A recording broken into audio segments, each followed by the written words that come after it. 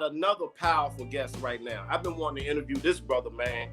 Camp Cleveland, man. This brother right here got a lot of major stuff going on, man. He's a real great brother, real informational brother. Like I said, this brother do tours in Africa. He visit Africa a lot. He actually does tours for people in the United States to go to Africa. So we could be speaking right now with my brother, man, Camp Cleveland. What's up, my bro? How you doing, man? Thank you again, King. I appreciate you even allowing me to, come on your platform. It's really an honor. Oh man, it's all love, baby. It's all love. I just want you to, tell the people out here, man, a little about yourself, Camp, man, before we, get into it and different things. From your upbringing, man, to your point right now, even trials and tribulations, you wanna let the people know, man, it's your floor right now, Camp. Right. I mean, I keep it simple, man. I'm an author. I'm a historian. I'm a musician. And I'm a world traveler. You know what I'm saying? I've been to almost 70 different countries around the world. Hopefully I get to see all of them. I've been to almost about 20 African countries. I take groups to Africa on educational tours. I do a lot of educational things. Yes. I give back to the community. I co-founded a food co-op. I was the president of the food co-op for about 2 or 3 years. I done donated, volunteered, worked in orphanages, community centers, But yeah. Actually, man, as far as with, I know you have a book that you put out too. And before we talk about that book, I want to talk about, because you is an artist too, if I'm not mistaken. And so when I heard that song, Do Revolutionaries Go to Heaven? Do Revolutionaries Go to Heaven? I love that song, bro. I love that song. I just want you to speak on that concept, man, when you created that song. Actually, ladies and gentlemen, he has a video for that song, Revolutionary. And I want you to speak on that one, man, because that was a powerful video, man, and it was a powerful song, man. I enjoyed it. What made you come up with that type of concept for that? Oh, okay. Thanks, King. I truly appreciate that. Man. All right. So, this was around the time of the lockdown. So this was around April or May. It was at the height and everybody ain't really know what was going on. Yeah. So I was in Africa at the time. I was living in Africa. I had an apartment. I was staying in South Africa. And I was in a city called Johannesburg. And I was living in a neighborhood. It was called Maboneng. And it's like an art district. And it's a real unique place. I never seen no place like this. So a lot of rappers, producers, dancers, photographers, painters, poets, drummers, writers, they all live in this area. You know what I'm saying? Some people just come and visit, but showcase their talents. So it's a lot of visuals around my neighborhood. So every day, I would get out, get some fresh air, walk to the store, and I would walk past all these murals with great black people like Marcus Garvey, Harriet Tubman, Malcolm X, Nelson Mandela. So, that kind of lifted my spirits and kept me inspired. What part of Africa was that you was in? What part of Africa? I was in the country of South Africa, and I was living in the city of Johannesburg. Okay. Now. So yeah. I'm gonna let you continue, but it's some questions I had to ask you about as far as your part of being in Africa. But I'm gonna let you finish on about the music video and the song. Go ahead. Oh yeah. So I was just inspired by these different paintings and different things, and a lot of people was dying, and you know what I'm saying. It was just so much going on. So I was almost in the perfect place. You know what I'm saying.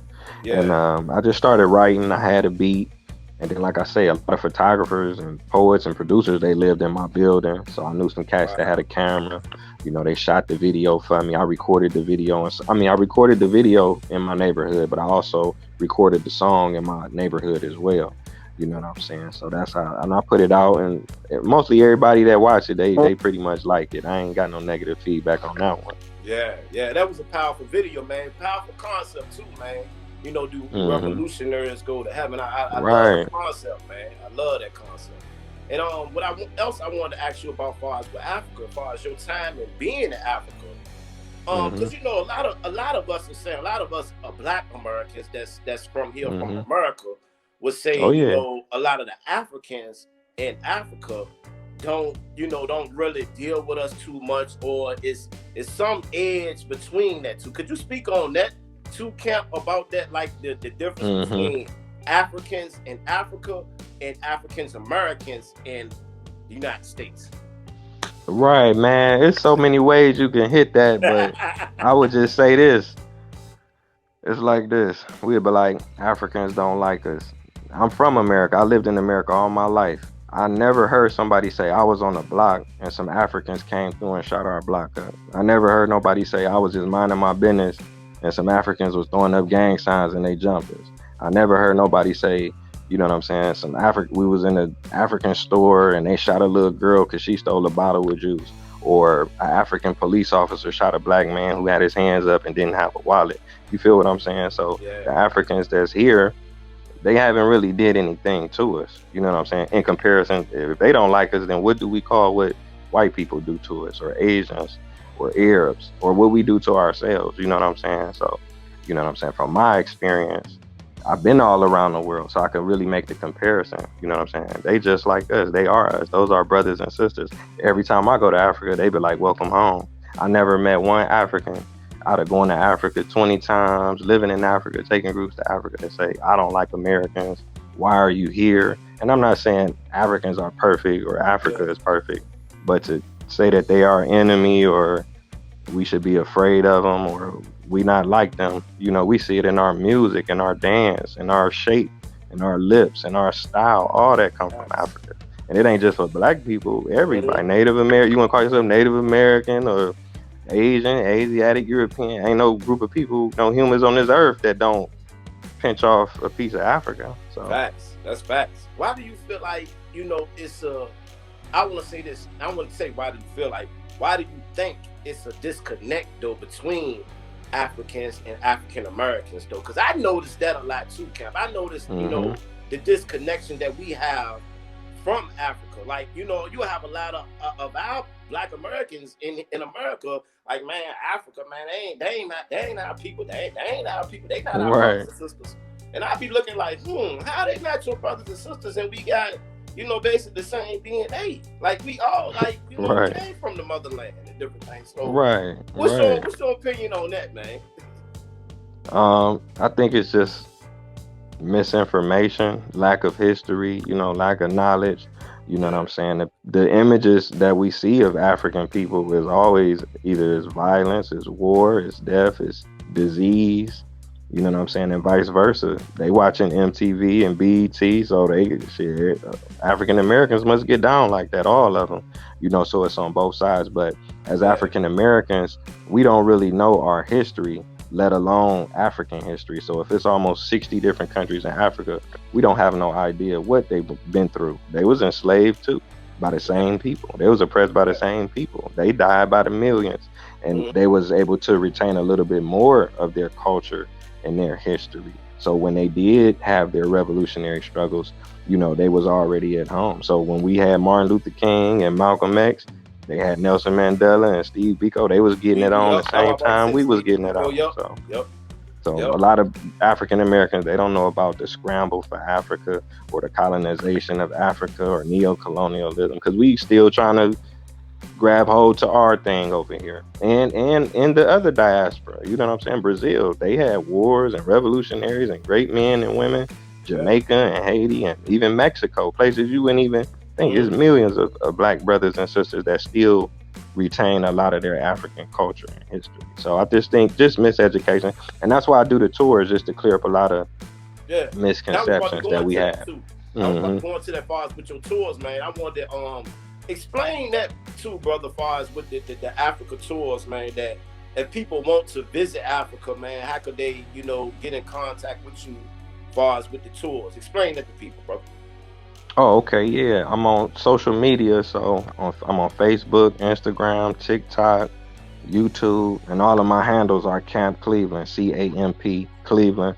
Also, I have a website, campcleveland.org. So if you want information about Africa or African tours, even if you don't go with me, you know what I'm saying? I love to talk about Africa and I can give you as much information that I have, you know what I'm saying? Also, my book is on the website, my music. If you want to see some of my videos, I have that available on YouTube. So those are the best ways to contact me.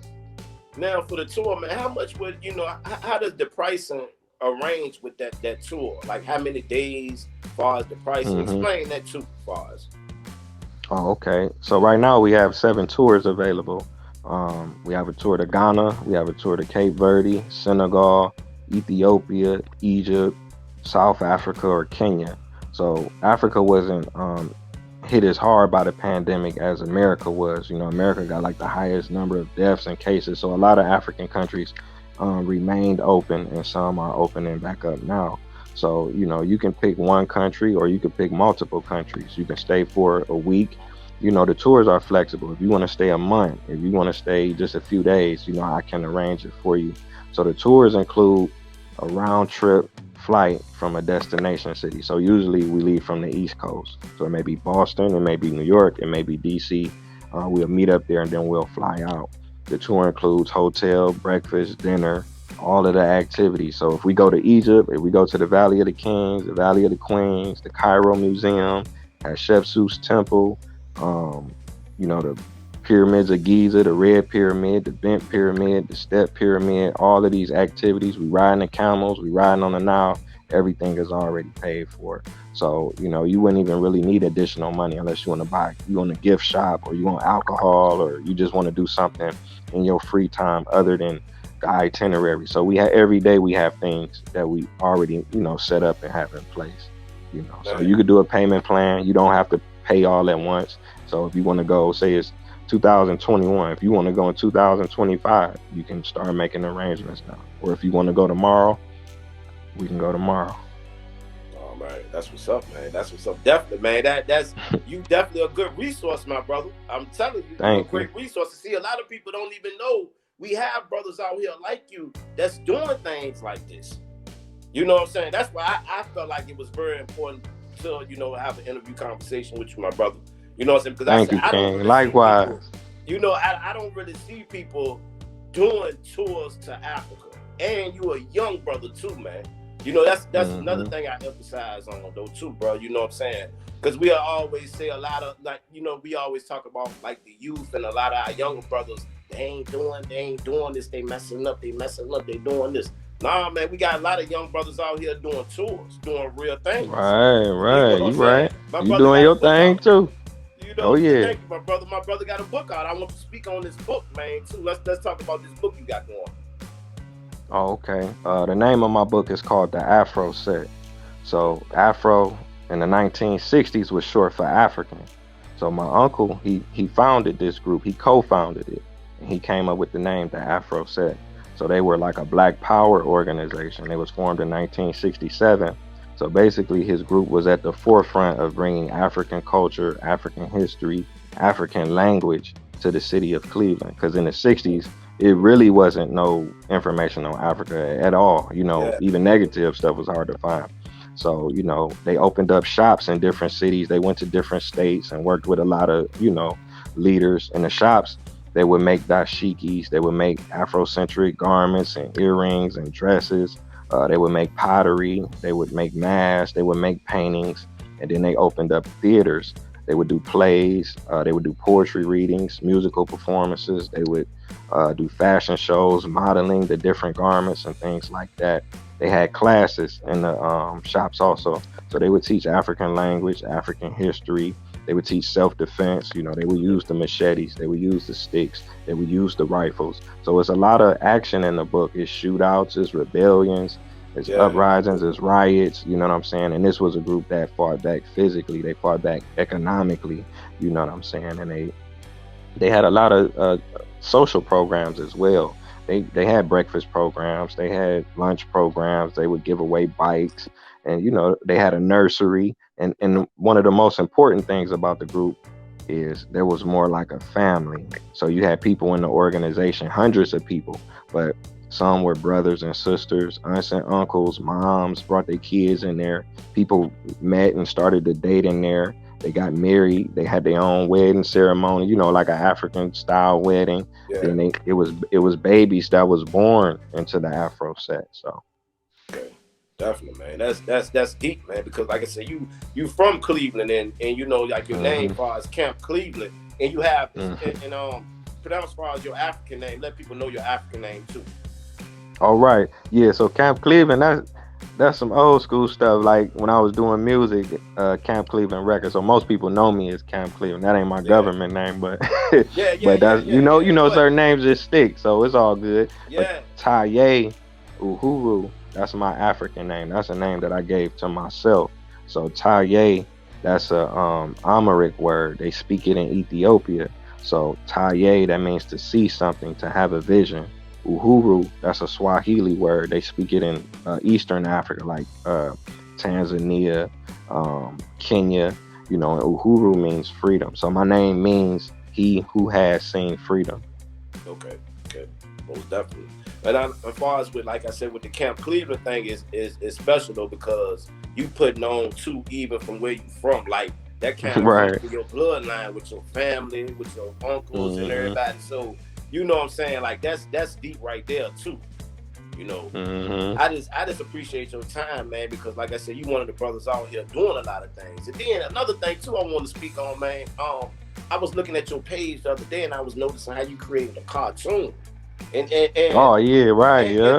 look, this cartoon is so good and informational, right? Because it speaks on different places, not just Africa, but it speaks on different places around the whole globe. You know what I'm saying? Hmm. Speak on that Yeah. cartoon you Yeah. created, man. I'm glad you brought that up, man. I be doing so much, I be forgetting. Yeah, I got a cartoon. It's called Global Black History 365. You can check it out on Goon E Tunes. That's the name on YouTube, but it's called Global Black History 365. And basically, we just going around the world, just talking about all the beautiful black people because, you know what I'm saying? Sometimes people don't understand what it means to be black. Black is a global term. It's black people Yeah. all over the world. It's black people in India. It's black people in the Philippines. It's black people in Africa. Black people in Brazil. It's more black people in Brazil than it is in America. It's black Mm, people in Mexico. It's black people in Canada, Australia, Europe. Some of Europe's greatest writers, greatest linguists and poets was black people. You go to Russia, the best poet was a black man. You go to France, the greatest writer was a black man. You feel mm. me? Yeah, yeah, most definitely, man. That I mean, that was a creative concept though, like because I feel like kids can really grab that concept of how you created Yeah. that, man. That cartoon, right there. Kids can grab it, and that's the type of stuff, like I said, we need to have out here. We don't focus on different things like that. Like I said, everybody ain't gonna be a rapper, man. Everybody ain't gonna be a comedian. Hmm. Everybody ain't gonna be a Yeah. basketball player. Oh You know what I'm yeah. saying? We need people that's gonna create things. Like, you know what I'm saying? 'Cause like Hmm. we were speaking, I was speaking a couple of weeks ago about like a lot of our kids, man, coming up, they ain't gonna know how to do nothing with their hands too much. You know what I'm saying? We Yeah. just behind the computer. Remember how even with our ancestors, our parents, our people built things. They built a lot Hmm. of things, working on a lot of things. So you know, You could you right, elaborate man. on that? Yeah, I mean, the history is just powerful, man. You know what I'm Yeah. saying? Just look at if you go to Egypt, that's always a good example. When you go there, you will see they had the dirt hill, then they had the mound, then they had the step pyramid, then they tried another pyramid. It was crooked, the bent pyramid. Then they made a couple small pyramids, and they made the perfect pyramid in Giza. That took thousands of years of generational knowledge and people passing down the tools and having, you know what I'm saying, the experience to do them type of things. So where they can line it up with the stars and all of that crazy stuff to where people can't even rebuild that stuff. And I'm into, cooperative economics. You know what I'm saying? My next goal is to buy some land. I've been looking at farms all across America. I've been to farms in Africa, Mozambique, Ghana, South Africa, Ethiopia. So we need our own land, even if it's a small piece just to start with. We got to be able to grow our own food. We got to have our own lambs and sheep. We could take the wool, take the milk. You know what I'm saying? Have the seeds, and we got to be able to do these things on our own. I'm glad you said that about land because that's what I wanted to speak on too. I wanted to speak on the land in Africa. Like, from Hmm. my mistaken, and I want you to correct me if I'm wrong because you know a lot about the land in Africa is cheaper than over here. If I'm Yeah, not mistaken, definitely. is that true? Yeah, the cost of living in Africa is definitely lower than here. Yeah, for sure. As far as with Hmm. purchasing some land over there is cheaper than purchasing land over here. Yeah, definitely. Yeah, you get more bang for your buck. It just depends on the country also because Africa is very diverse. You know what I'm Yeah. saying? We live in North America, so imagine if you go to Alaska, Canada, then you go to Haiti, then you go to Mexico, then you go to Guatemala, then you go to America, then Jamaica. Them places are totally different. The weather is different. The people look different. They speak different languages. They got different laws. They grow different foods, eat different foods. They prepare foods differently. So Africa is probably 10 times more diverse than that. So you know what I'm saying? As far as we're going back, like you know what I'm saying, going to traveling to Africa, do we have to get any shots or anything? Because like I said, I know now, even with the coronavirus stuff or whatever, is they letting people allowing people to still take flights, and do you have to get shots to go out the country? Explain that too for people that don't got a passport or want to know Hmm. about that type of stuff though. Oh, okay, yeah, definitely. Okay, so the thing is this, like I say, each country have different things going on. So for starters, we Americans, so you can go to the United States Department of State and Travel, and they'll give you a breakdown of what vaccination is required for a specific country. So if you just say, do you need a shot to go to Africa? It depends on the country. So we offer tours to countries that don't require vaccination because a lot of African countries you don't have to get shot. So if you want to go to South Africa, there's no vaccination required. If you want to go to Cape Verde, there's no vaccination required. You want to go to Egypt, there's no vaccination required. And this is according to the United States government, which that would be your passport.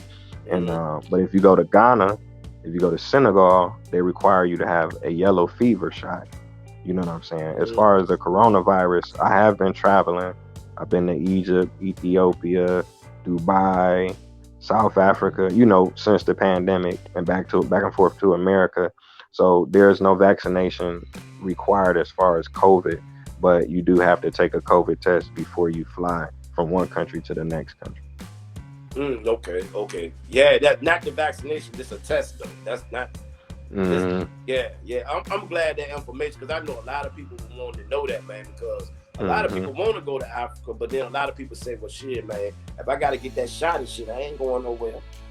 Like you, you you you know can what go I'm to saying? Africa without getting a shot and be, and feel safe. Now, people have different medical ailments and issues, maybe not, but I would recommend that you do your research. Like I say, you go to an official website, the United States Department of Travel, and then just talk to your doctor because I don't know everything that's going on with you. So they may recommend something or suggest Yeah. something that may be to your benefit or it may not be. So, I appreciate that, man. I definitely appreciate that knowledge because our people do need to know about that, man.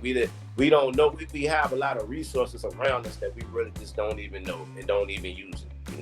right. Yeah, man. So you got Mhm. any other like music or any other stuff you dropping? You want to let the people know? I don't know, man. I don't think I got nothing new dropping really. I'm just going hard with the book right now. I'm going to Africa next week. I got a tour going to Cape Verde. So this is like my second tour for the year. People And how still many people be traveling. on them tours when you go? How many people you usually? Um the group sizes vary. It's usually small groups. So I done took one person. I done took groups of two or three. I done took groups of six. So it just depends. I done took college kids, high school students, middle Right. school students, elders, young adults. You know what I'm saying? So Yeah, man. Man, I'm telling you, like, I want to go, man. I truly want to go. You know what I'm saying? That's why I'm glad I connected with you, man. So I know I hmm. always said that I wanted to find somebody, man, that I can go to Africa with that been over there that know about it. You Oh know, yeah, yeah. like that. So I'll that's put why you I'm glad together. that meet you, man, and different things. And like I said, when I ran up on you, I was like, this brother right here, he powerful. He got a lot of powerful stuff going on with his book. Like I said, the cartoon and all that stuff. And like I said, you come up from a generation of your family, as far as with organizations, movements, and different things. So it's in your blood, my bro. you Yeah, know, definitely. yeah. So I just Yeah. like to thank you, man, for this, having you for your time, man, for letting me interview you, having a nice old conversation with you, man. Oh Do you got yeah. anything else out there you want to let the people know, man, before we go?